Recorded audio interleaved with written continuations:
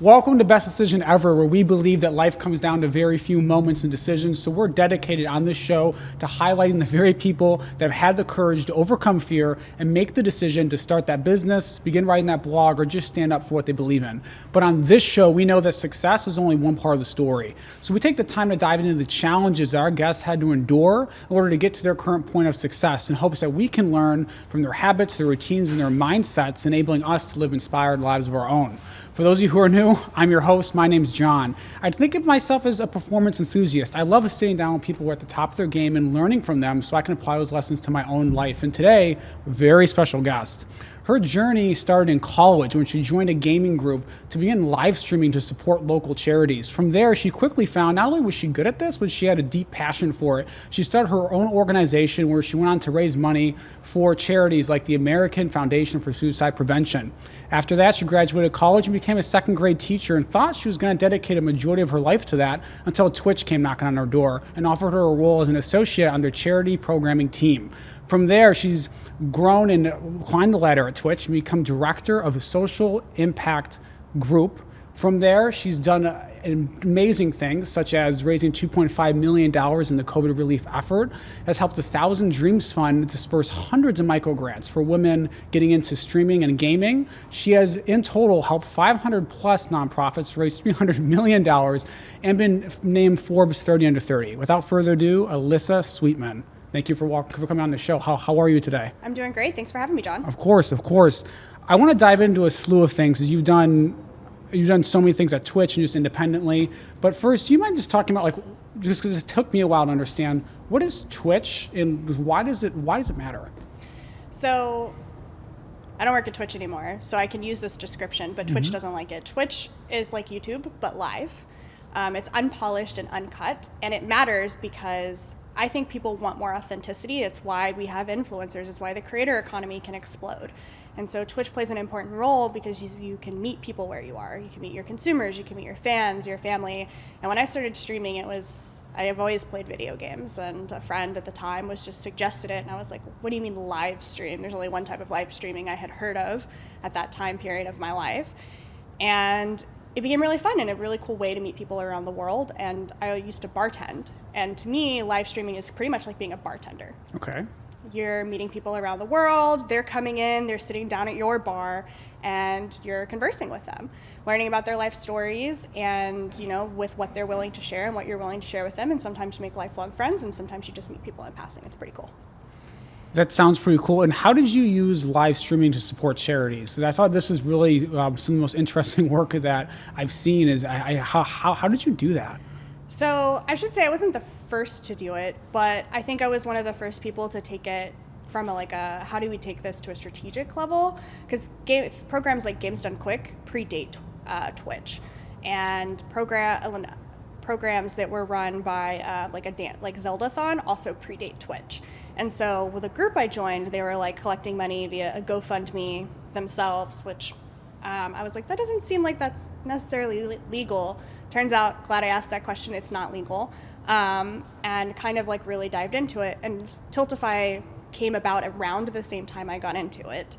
And so I think the community was raising just a couple of $1 million a year in the early days on Twitch. And so I really dived into it. And you mentioned the American Foundation for Suicide Prevention. That's actually the first charity I advised when I was doing this on the weekends in college to join Tiltify and to be fundraised for. And they were like, I have no idea what you're talking about. I was like, just hop on a call with me and I'll walk you through it. And I'm like, big balls, college student, I got this. Let me explain it to you, Miss Boomers. They were great. They joined and they've had a really great experience. And from there, I felt like we're not limited to the charities that already know what Twitch is or know what Tiltify or these other services are. I can just go talk to them and get them on board. We didn't always win. I never got the Fisher House, which is a VSO on Tiltify. They didn't get it, and that's okay. But most nonprofits eventually come around.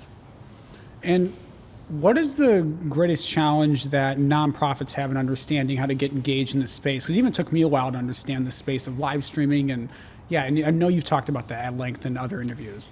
So I think the big point for nonprofits is they're connected to the donor. The donor is the most important thing in this relationship to them. But now we're not writing checks and sending postcards and thank yous. Like, we throw away any mail that we don't even open our junk mail anymore. We don't read the postcards that say thank you from XYZ company. And we don't talk to the people who are collecting money on the corner very much anymore. And so the relationship isn't so much with the donor as it is with an influencer. And that is really hard, because that means that all of this data they have around donor behavior is becoming less valuable in this new market. And they don't know what to do with that. They're institutions, they don't change very quickly. And so the hardest thing is, they're like, okay, but how do we scale? And I'm like, well, your first year is very hard. Like, your first 50 to 100 influencers you work with are the hardest people you'll ever work with. But once you start getting that, it becomes a snowball effect, and you don't have to spend as much time on it. And that's the hardest part, is that they're like, okay, but I don't care about the relationship with the person who's fundraising for me. I care about the person who's giving the dollar because I want them to give a dollar again later, without understanding that the influencer will fundraise for them again, and likely the next time they do, they'll be bigger, which means their fundraising power is bigger. It sounds like there's a steep learning curve, and it's understanding, at least for the charities, that, hey, play the long game here. It's not going to be this instant. Got that. So going on to a little bit of a different topic, I want to go back to you in college, because I think this is so important for everyone that watches this show, is just understanding like how passion develops. So when you first found gaming, live streaming, was that like an instant passion? Did that develop? Like, how that develop for you? I think more than anything, it was a reprieve from depression. Okay. And in Texas, mental health is often even the partner I was with would call my depression medication crazy pills. And so finding an online community was a really great way to connect with other people. And sometimes that's what you really need. And I've always liked the idea of helping people. And I've always a little bit more removed than the most people approach. Most people want to be very close. I want to be further back. I want to be how are we solving these problems? How are we funding the problems being solved? How are we thinking about these problems? And I think that comes from I went to school for economics, and that's often the conversations you have in those classes is at what point do you start addressing the problem, and where in the problem statement or how far back do you need to go to really address something? And I apply a lot of that thinking to how we help people.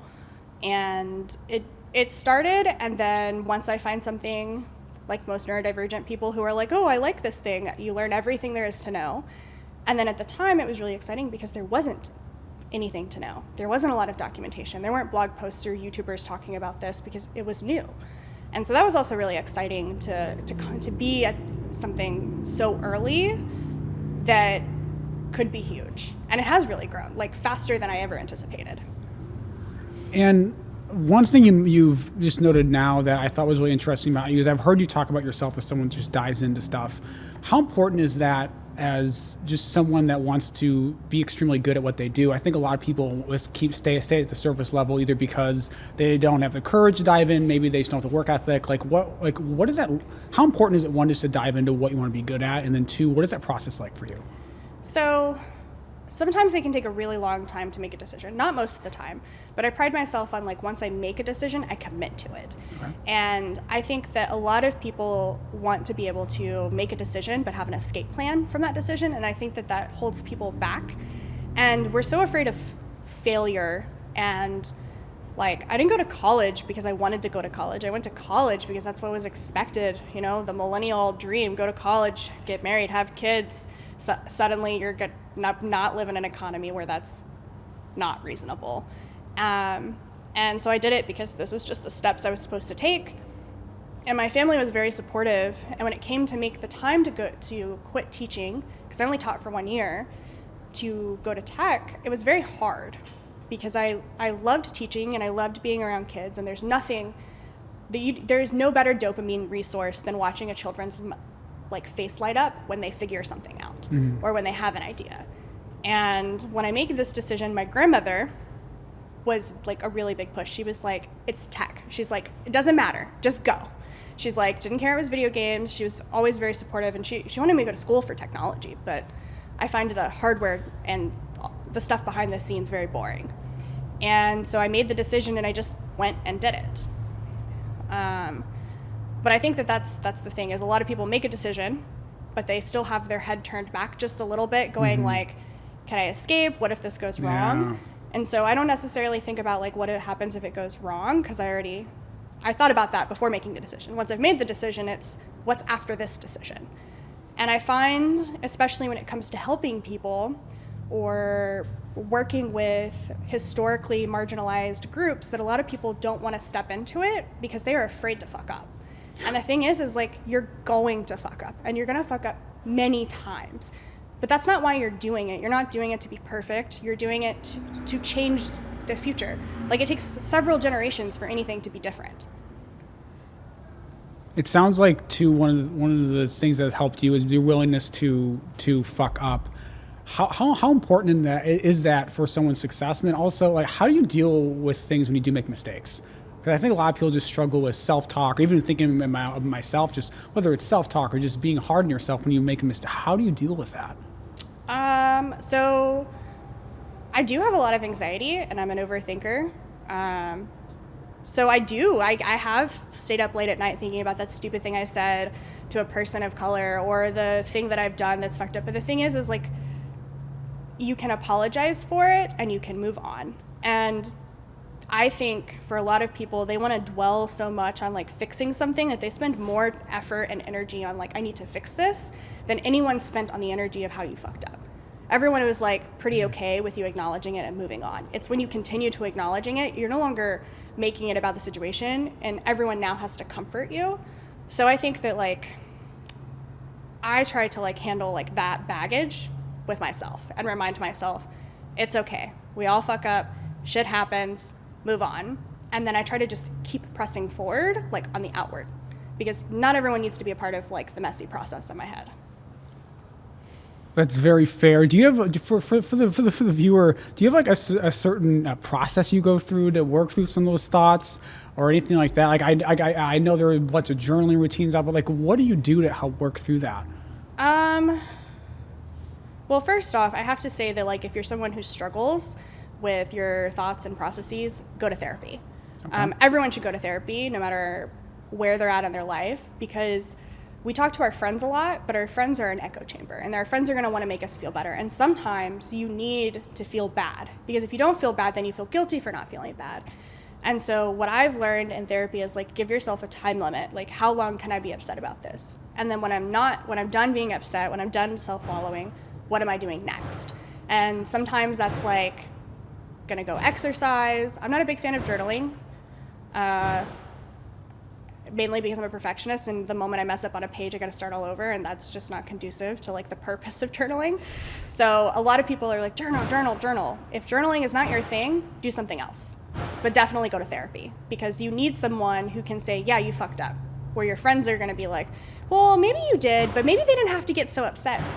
Nah, you don't need that from your friends. Your friends need to help you take accountability, and we're not good at that, because we're in a constant state of you need to be good, and we are in a hyper-capitalist thing. Everything you do has to make money, and everything you do has to be perfect. Everything needs to be documented, and now we're on the internet where everyone is terrified of fucking up because tweets from 20 years ago can derail your career. That's a really good point, especially just with dealing, or just the fear around screwing up, and then how things from the past can come up and creep up. But really what I thought was most thoughtful was just your willingness to talk about therapy and to go to therapy. I mean, how important is it that people go and do that for themselves? I think there's a lot of stigma of just like, oh, like if I go to a therapist, that means that like there's something wrong with me, or that means that, or XYZ. How, like, what would you say to someone that's on the line of like, do I go to a therapist? Do I not? Well, I think the reason that people will be like, say don't go to therapy is so and so didn't go to therapy, or they didn't have therapists back when it was before the Industrial Revolution. And it's like, but I don't think humans were meant to live at scale. Like, if you think about it, we were small cities, small nations, very involved. Like the phrase, it takes a village to raise a child. Does your village or neighborhood actually help you raise your child these days? No. So we no longer have the support systems of the past. So now we have to use the support systems of the future, which is therapy. And therapy, it can be a really great tool because it's a perspective that you might not get otherwise. And, you know, I really like my therapist. My therapist In our very first session, I told him what I did for a living, and we were talking about like fear of crying.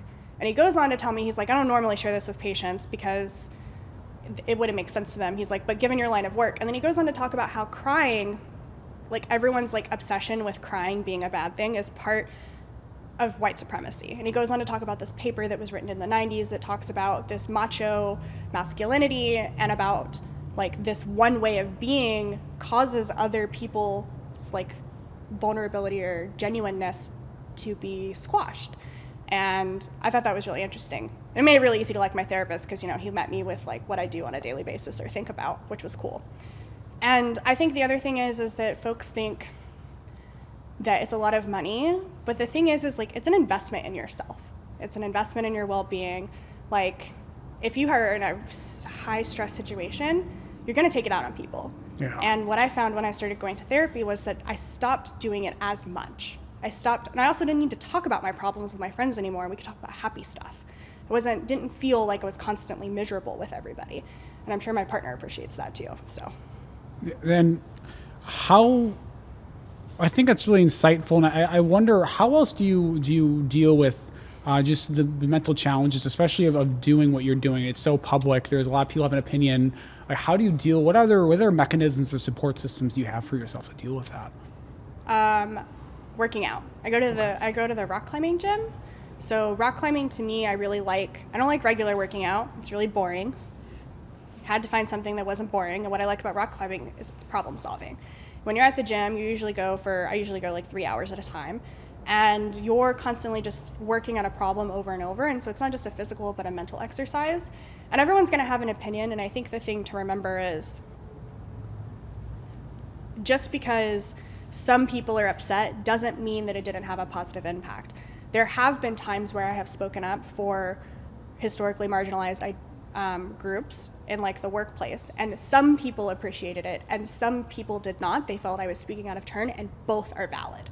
And the thing is like, I can say like, you know, I'm glad I could do that to you, and I'm sorry that I did that to you, in both cases. And I think that we often think that everything we do is good or bad, but it's not. It's this gray, messy thing, and every action impacts somebody differently. And so when you're looking at work like social impact work or diversity work or charity work, you have to understand that every good action likely still has a negative action for someone else, and you have to be okay with that. Yeah. I love that point of view too, because I think a lot of people would be more comfortable speaking out or just sharing their opinion or just how they felt, even in a basic meeting or something, if they knew that like it's okay if someone's a little bit not happy with or pissed about your opinion, as long as you state it well. And what would you say the line is there about like being out? Maybe outspoken is not the right word, but like saying how you feel, saying what you think versus how would you instruct someone on that? I think that everyone has to take time to figure out where that line is with the people they know. If there's somebody I don't know, I try not to do those things. And then for some people, like, it's a spectrum. I have some friends who I'm like, sure, like, I'll use my whiteness, like, I got this, I'm a white woman. And then I have some friends who are like, I don't want it to be called out. Or like, if something was said or done that was like, they don't want to call attention to it. And the thing is like, that's not my burden. I'm a white person in this world, so it's not my decision to tell someone who is not white how to handle what's going on with them and what historical issues like maybe they're facing or how they're feeling. And I think that's the other thing is everyone is like, you have to deal with something in a certain way. There's a right way. And we're so obsessed with the idea of right that we just throw feelings and like out the door. If someone feels good around you, then like that should be it. It doesn't matter if it's right or wrong. Same thing with dating. Like people are like, we've watched these movies where men say, if I keep saying go out with me, then the girl eventually does. And so what do? We teach everyone, and like women, that if men aren't constantly pressing, they're not really that interested, and we teach men that it's okay to keep doing that. And instead, we don't show a lot of variety in the way people have relationships. And so now a bunch of people think stuff is red flags when it's really about finding what's right for you and the person that you're with or the people you're with. Yeah, and so it sounds like it's a lot about context and just understand the context of what you're in, who you're speaking with. How important is it for people to, especially even frankly in my experience, sometimes like you're obviously very socially active, you're very socially in tune, you're very socially conscious. So sometimes I'll even be honest, sometimes I have a hard time with that, like really just taking the time to tune in to get a pulse on just what's going on socially. Because frankly, sometimes I'm like I can just ignore it and it just doesn't really change. How important is it for people to be in tune socially, just so they can just like have a pulse on what's going on? So I think it's a double-edged sword. They say ignorance is bliss, and I had never really thought much about it, and I always thought it was a weird phrase. But like Alyssa 10 years ago was not this aware, and I would say or do whatever, and I had no anxieties about it. Alyssa today is like, wait a minute, is this joke I'm about to say?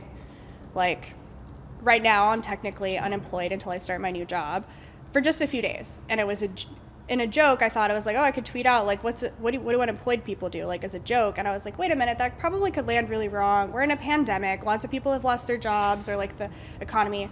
And so, like, 10 years ago, I wouldn't have had that extra step. But I think, like, that extra step can save other people, like, heartache. And the thing is like, we're like, it's just words. But words are very powerful. Otherwise, we wouldn't be trying to ban books, or we wouldn't like police language and tone if they weren't powerful.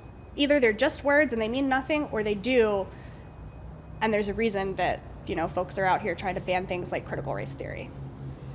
So it sounds like for you, it's more of understand, like think beyond the first order consequences of your words. If you tweet something, like how can someone else perceive it? And that can be exhausting, and so I get why a lot of people don't, or they don't do it all the time. And I have to say, like, one of the first things, like, I dated an indie man when I first moved to California, and he told me his name, and he gave me an American name. Turns out that wasn't his name. That was a name he gave people so they would feel comfortable. And his name wasn't that hard to pronounce. Like, when he told me what it was, I found a YouTube video, I listened to the pronunciation a few times, practiced it, and then when I said his name, it was like the most impactful thing to him because he'd been working with coworkers for 5 years who didn't bother to learn his name. And so I think we have to have something that's really close to us, bring it to light. It's really hard to empathize with something that you can't empathize with. Like, if you don't care about it or it's not close to your heart, it's really hard. Yeah. And it's really unfortunate. But if you can use a few moments like that, like dating someone who tells you that their coworkers won't learn to say their name, and you think about that like really broadly, it can help you empathize with other people. And how would you define empathy, and how important is it to leading a team like you have, and just leading, for lack of a better word, a movement like you've done before, even just big projects? I think my first boss at Twitch said the most really profound thing when it came to things. I was really frustrated because I was like, this team just doesn't want to work with me, and I was really angry. And he said to me, he's like, why do people come to work?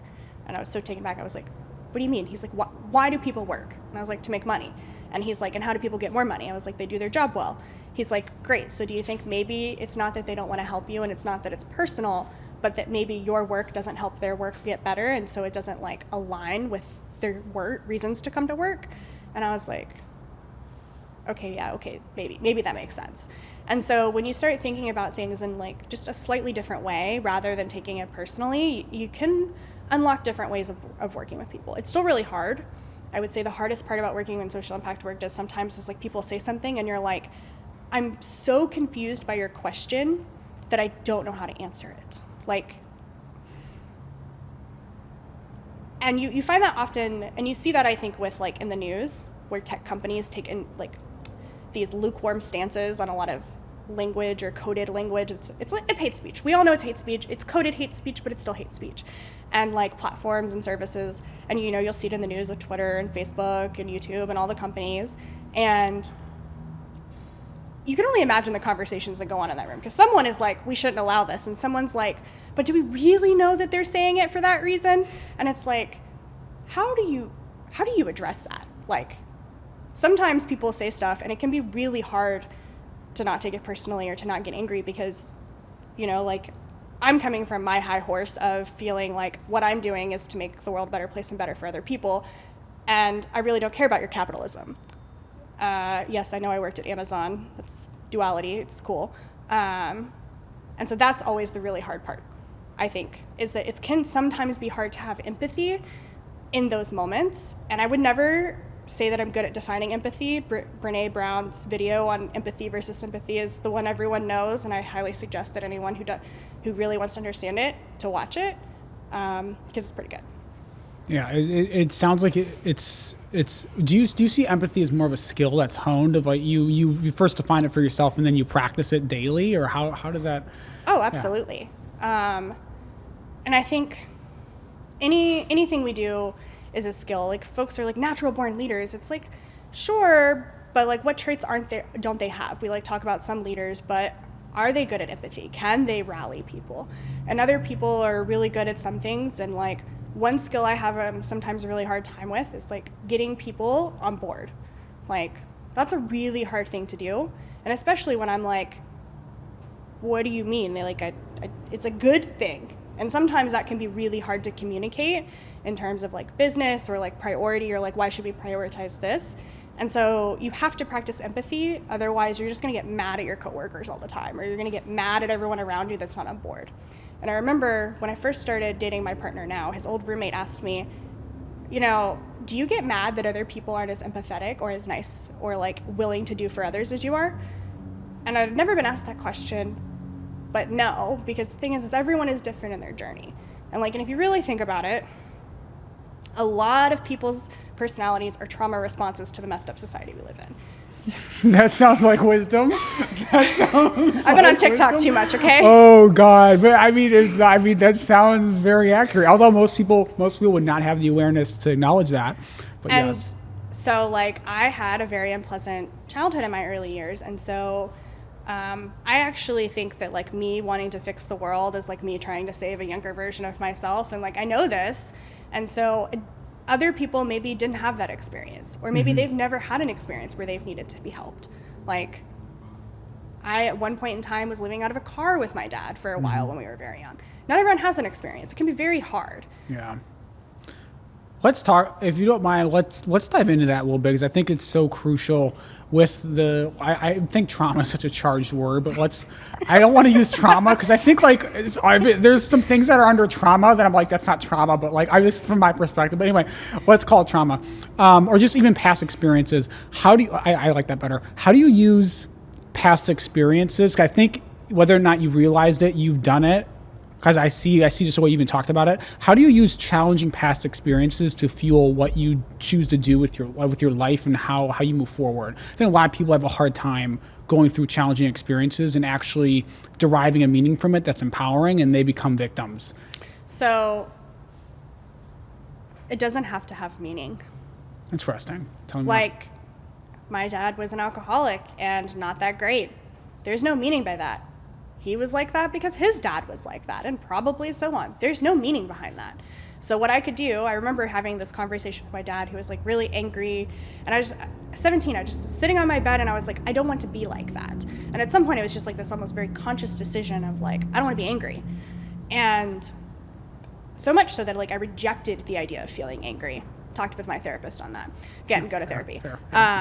But now it's sometimes when I'm doing something or I'm about to react, and this is if you end up on therapy TikTok, which is one of my favorite places, there's this, okay, stop. This one guy is I watched this video this morning where the guy is she asked me if I remembered the keys, and he's okay, but what did she say? And the guy repeats, well, she asked me if I forgot the keys, but I know she really meant, and he went on this long tangent because in a past experience, he left the keys at home, and they lost the spare and they couldn't get in and they had to break in. And so he took that question of, do you have the keys, as this loaded, guilty, charge thing. So the therapist says to him, well, what did she literally say to you? Yes, it may be related to that past experience of her insecurities of not wanting to have to break into the house again. That's fair. But did she say that? And so I think that that's a practice people can do with past experiences is, am I about to do this in this moment because that is what's actually happening, or because I feel something that happened in the past and I feel physically the same. For a very long time, I thought if you intellectualize your emotions, that meant that you were good at it. No, it's very bad. It's very unhealthy. Turns out emotions are physical sensations in our body. Wild. I'm 30 and found that out like 6 months ago. And so one of the things now that I practice is like, I'm getting a sensation, but is the sensation I'm feeling relevant to what's going on? So like if I'm feeling like scared, am I scared because I'm in a scary situation, or am I anxious because of a memory I have? Yes. And so I think like using your past experiences and remembering that people don't always respond or act the way that we think they will, or situations don't play out the way that they do. And at the end of the day, like, you don't have to derive meaning from these experiences. The only thing you can control are yourself and like what you do next. And like a lot of people say, your past doesn't define you, and I disagree with that. Like, it absolutely defines us. Every moment and experience defines who we are over time, and who we are constantly changes. And I think that that's what you have to hold on to. You constantly change, and embrace that, and how can you change tomorrow?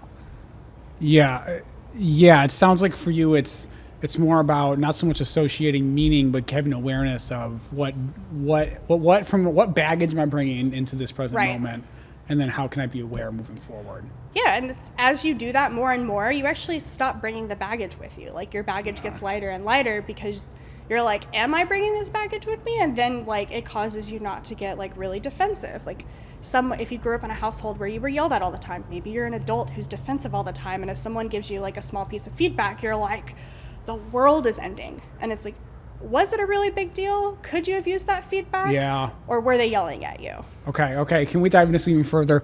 What do you say to people that, because people do use, this is what gets me like, people use past, I'm gonna call past experiences, not trauma, it's too loaded. People use the past experiences as excuses for why they're not changing, right? They go, okay, well, I had this happen. My parents were alcoholics, right? And so I struggle with X, Y, Z. Or, I grew up in an environment that didn't have a lot of resources. So now I can't do this, but he can because he's a white male and whatever.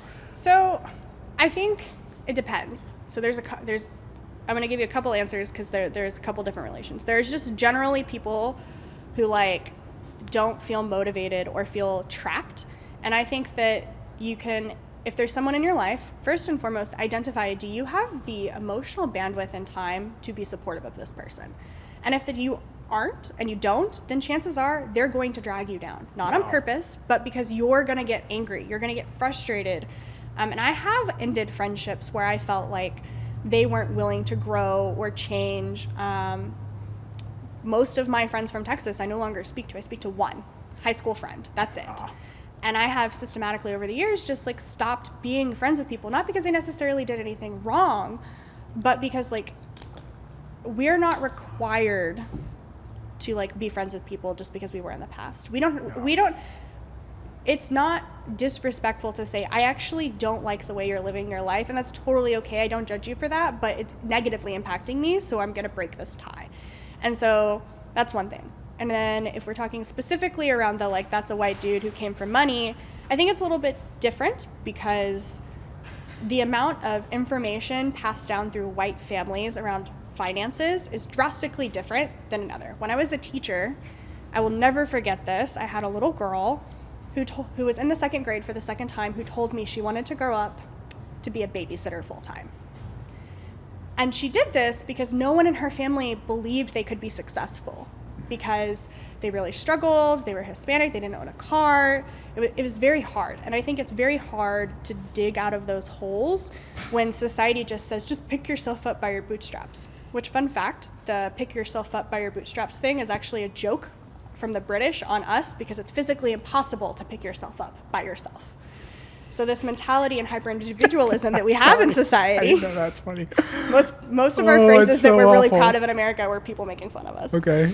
And so this hyper-individualism, like, we didn't have that. Going back to what I said earlier around, like, a village, like, it takes a village to raise a kid. Yes. Same thing when, like, a husband would die and an old lady was still there. People would bring her food and check on her and, like, take care of orphans in the village. We don't do that today. In fact, we don't take care of, like, orphans at all now today. And so I think we have to remember that there's a difference in, like, how people choose to, like, hold on to the past and then, like, the ones that call out systematic call out these systems as reasons for not being able to be successful, because if you feel like the entire world is against you and you don't feel comfortable going to therapy, or you don't have the means to go to therapy, like, where do you start? And I think that that's a really hard part, is like, if you can't figure out where the starting thread is, you can't get out of it. And I'm very lucky that I went to college, and I wasn't going to go. I had a friend whose mom worked at the community college, who basically, she was my best friend. She's, again, the only friend I still talk to. Her mom is the reason I went to college. And that's just because she's like, no, you're gonna go. She's like, you can afford it, I will help you, you're going to go. But outside of that, I was just like, I don't know what to do, I'll just wait tables forever, because like the idea of something else didn't seem realistic. And that's the thing with setting goals for yourself, is that if your goals don't feel realistic, you won't even try. Yeah. And you have to have a win. Psychologically, the reason we like to-do lists is when you cross it off the list, it feels good. That's why, like, people with ADHD are told, don't set the goal to clean your room, set the goal to pick up your laundry off the floor, take the trash out of the room, like 5 things, because then you can feel more successful and it doesn't feel overwhelming. And if we applied that approach to life, then it might be easier. And then the last point of this little rant here is that way back in the day, going out into the forest and building a tree was possible. All land is owned today. You cannot go live in the woods and start from scratch. This idea that we're supposed to be born into this world with $0, 0 resources, and be able to be successful is bullshit. There are no resources for free anymore. So I'm a big proponent of universal basic income and things like that. Because of that reason, all land is owned. And people always joke, well, if you don't want to live in our society, just go live in the woods. I can't. It's owned. Mm-hmm. Like, foraging is illegal. Like, foraging for food is illegal. I didn't know that. Yeah. It sounds like for you that some of the key things that have helped you to be where you are today are, one, just the support system that you mentioned, of having the right people around you, surround yourself with a therapist and really just friends that are at your level. Because I think one of the things that you would call background, I would call reference point, is that, like, that little child's reference point who wanted to be a full-time babysitter. I mean, that was her reference point. So it's like being around people that have a higher reference point for life is what I would call it, and just being able to think a little bit bigger. But for you, it sounds like it starts at, like, take a small step, right? Because there is really no one way. At least the way I see it, there's no one way, like, quote unquote, out, right? Like, there's no one way out. It's just like starting and doing something different, and then making it easy for yourself so you can keep taking small steps. Well, there's also the whole thing of, like, people who do start to take steps that people in their lives will be like, oh, you think you're better than me. Yeah. And so then, like, they're going to get pulled back in or things like that. And there's many stories of, like, that people who start going to college, but then they go home and don't end up going back because their family made them feel bad, or their friends. Mm-hmm. And there's so many forces out there, like, keeping us from succeed, but we tell everyone it's real easy to succeed. You just got to work hard. And the thing is like, if you think back to our grandparents, like, how hard did they work? Like, my grandparents are now successful, and in 2008 wiped out their 401k, and they were years from retirement. Mm. So, like, and they worked hard their whole lives. Yeah. Where is this, like, guaranteed success? Like, my grandfather has to have multiple surgeries, and his body's deteriorating because he did manual labor, the definition of working hard. And it is very expensive for all of it. And that's the thing, is, like, we have this narrative that success is the other thing, is that we have to redefine success for ourselves. Some point in time in college, I was like, I want to be a CFO, Chief Financial Officer. I have no idea why CFO. No idea. Are you even numbers based? Are you like? You know, I can be what I want to be. Are you naturally inclined towards numbers? Yeah. Okay, fair. It's just a puzzle. Very fair, yeah.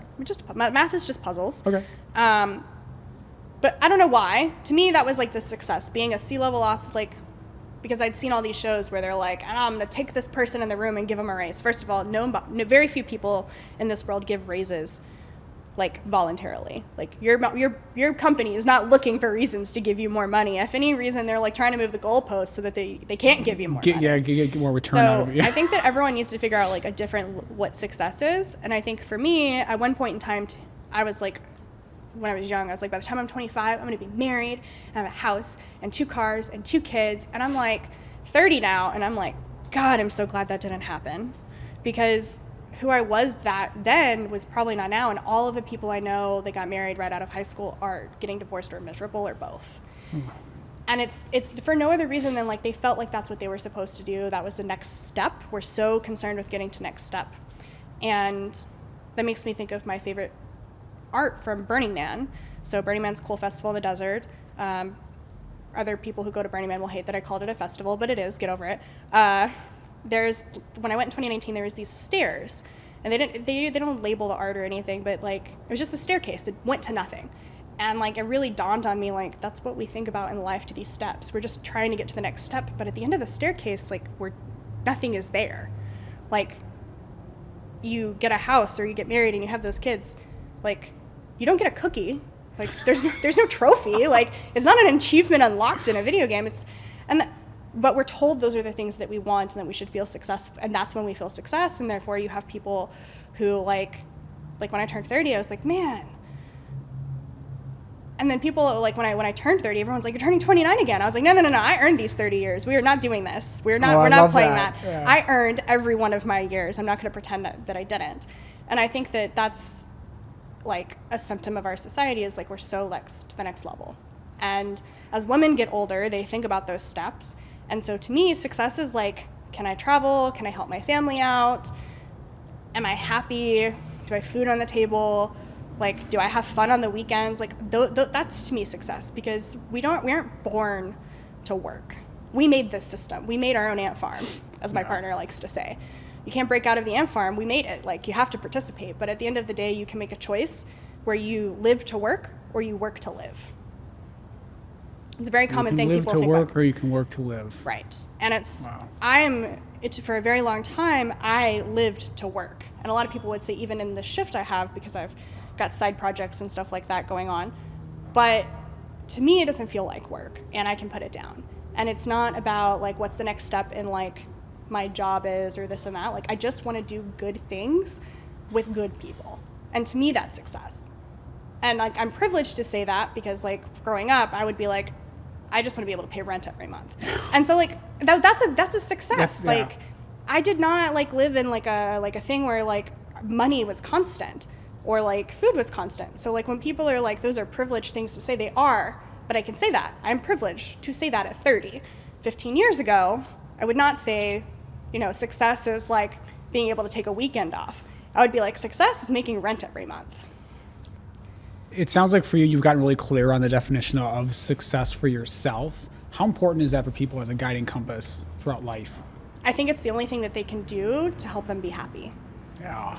Like, because if you don't feel successful, you won't be happy. So if you're constantly that's like your goalpost, right? If you're like that goalpost and you never reach that goalpost, then you're never going to be happy. And so I think finding a way to feel successful, reminding yourself there's no right way, that these books people read, like 7 Habits or whatever, it's all bullshit that people write. I love that book. Oh. I know, a lot of people do, but like, look, as someone with ADHD, my habit is having no habits. Yeah. Like, you sent me that. I was talking to a friend. I was like, man, they're going to ask me what my habits are. I ain't got no habits. She's like, yes, you do. You start something new. And I was like, that is actually a habit. No, that is. And so it's like, and that's the thing is like, we think that there's a right way for everything. You've got to get up early in the morning. Some people aren't early. Your brain doesn't work that well. You know what? I'm really creative at 3 o'clock in the morning. I think of all my best content that would be crazy for me. Okay, and she's always my friend's always texting me like, you should delete that tweet and maybe tweet it like tomorrow at 9 a.m. because, and I was like, she's like, it's a good tweet, but you gotta, but that's when my brain thought of it. So I'm like, that's when I want to share with the world. And so as a night person, like I have to readjust some of those things, but that doesn't mean that like I should get up in the morning or like not stay late. Like everyone should find what works for them. Mm-hmm. By definition, the right system is one that works. If you're using a system that is someone else's and it doesn't work for you, guess what? It's not the right system for you. But we're so obsessed with right that we don't do what's good for us. I like that. We're so obsessed with right that we don't do what's good for us. I want to repeat that because it's so important. It's a lesson that I've had personally learned. Looking back at everything that you've done, we talked a lot of stuff. What has been your best decision ever? My best decision ever was to go work at Twitch. Teaching was really, really rough, and there's a lot of problems you can't solve as a teacher. And like, teachers don't. I made $36,000 a year as a teacher. Yeah, it's not. Oh boy, $36,000. Yeah, even in Texas or wherever. Yeah, that's not going to make you far. And so and that's like, and then you think about how much teachers work outside of their actual work hours so that they can be Yeah. successful in the classroom. So like that was like a really good decision. And then I have been very lucky that like I said, sometimes I take a long time to make decisions. So like it took me a long time to make the decision to leave Twitch. Like I've been at Twitch for almost 5 years when I left, and that's a long time in tech. It's also a long time to be doing basically the same work in tech, a frustrating role in tech. And I when I finally got ready to make the decision, like the universe had aligned and someone had reached out to me and was like, we're looking for someone with your skill set to come onto our agency. So I'm going to an agency. Well, I guess by the time this comes out, I'll be at Player 2. It's Okay, very cool. Gaming marketing agency, and I'll be the director of strategy and social impact, and I'm going to build out their social impact services for nonprofits and for-profits. Cool. So I get to take what I was doing and turn that into like helping a bunch of companies, also companies that are like interested in it. They're paying for the service, so they're a lot more interested in what they're doing, and that is going to be really fun. And then the other thing I'm doing is I'm relaunching my resource in 2020. I launched a resource called Influencer Fundraising, thinking I would have a bunch to say. I do, but it's don't quite fit with the very narrow lane I picked with that phrasing. Yeah. So relaunching it, and it's influencinggood.com. It's a resource for nonprofits. It's going to have like a very comprehensive social impact calendar. I'm going to write my thoughts. Like I think the most interesting thing is that right before like the final hiring process, at Player 2, I had written an article, and when I posted it, I was like, maybe I should have waited till after I was already at this next job, around like charities and like paying talent. And I wrote a really nuanced thing. And if you read me on the internet, or if you've ever met me, you can tell it sounds like I have really strong opinions. And I do, but they're kind of loosely held. Like, I mean what I say, but it can change. It's cool. And he read it, and then he told me, he's like, I went into it thinking that you were going to have this really strong point of view one way. And he's like, and you didn't have a strong point of view in any way. And I was like, yeah, it's a nuanced topic. And so like that resource, like that article I wrote that I was a little worried, actually ended up working in my favor, because he really appreciated like that I could look at both sides, because there's a really strong view for particularly Twitch influencers that they shouldn't be paid to do charity stuff. Where every other industry in the world, lots of people are paid to do charity stuff. Like, we live in a capitalist system. So, and it was a very, very interesting conversation at the time. It sounds like for you, that being able to have an opinion, share it, and understanding that, again, people are going to have other opinions about your work, and it's okay to change, but you want to be bold in what you say and be thoughtful, has been really important for you. With that said, before we ask the final question, where can people find you? Where can people find you? So Influencing Good on Twitter, the website, LinkedIn. My personal stuff is Alleycat with K's. I don't know why. I don't even like cats. ALYKKAT. Interesting story from like high school. It's the only thing I could think of when I was making a gamer tag. And I'm on LinkedIn. I'm a power user on LinkedIn. Everyone's like, I hate LinkedIn. I'm like, yeah, but it's so good. You should use LinkedIn. Everyone's like, I want my career to advance. I'm like, are you on LinkedIn? LinkedIn should pay me how much I use LinkedIn at this point. We can send this to LinkedIn, see if they start paying you, okay? I have no promises, but hey, we'll see. We'll see. Very nice. So the final question is always, what advice would you give to someone that is on the other side of making the decision to, whether it's even just a simple startup blog, maybe it's move across the country to go and start a new job, or just have a new life, or maybe just take that first step like we were talking about, just out of their current environment into something new, into whether it's a new perspective, a new opinion. What advice would you give to someone thinking about a big decision? Listen to the philosopher Nike and just do it. Figure out whatever your decision is going to make and just commit to it, but fully commit to it. Whether it's failure that comes from it or really success, fully commit to it, make it happen. Then if you have to make another decision later, that's fine. Weigh all the pros and cons and fully commit to that decision. I think that's the big thing is in a hyper-connected world, we're big on not making commitments now, and that's fine. But when it comes to making decisions, if you don't fully commit, you don't know what your unconscious is doing working against you. Yes, thank you. I love that. Fully commit, and then keep going. Even if shit hits the fan, keep going. And well, then you got to make another decision and commit to that one. Life is nothing but making one decision after another. And so when you don't fully commit to one, you leave a bunch of open to-go containers. That on the is counter. that is so true. Thank you. We're going to wrap it on that. Thank you so much for watching. As I always say, please take the lessons, the habits, some of the routines, although she doesn't have too many, apply them to your own life so you can live your own version of an inspired life. Thank you so much for watching. We'll talk to you soon. See ya. That was awesome. Thank you.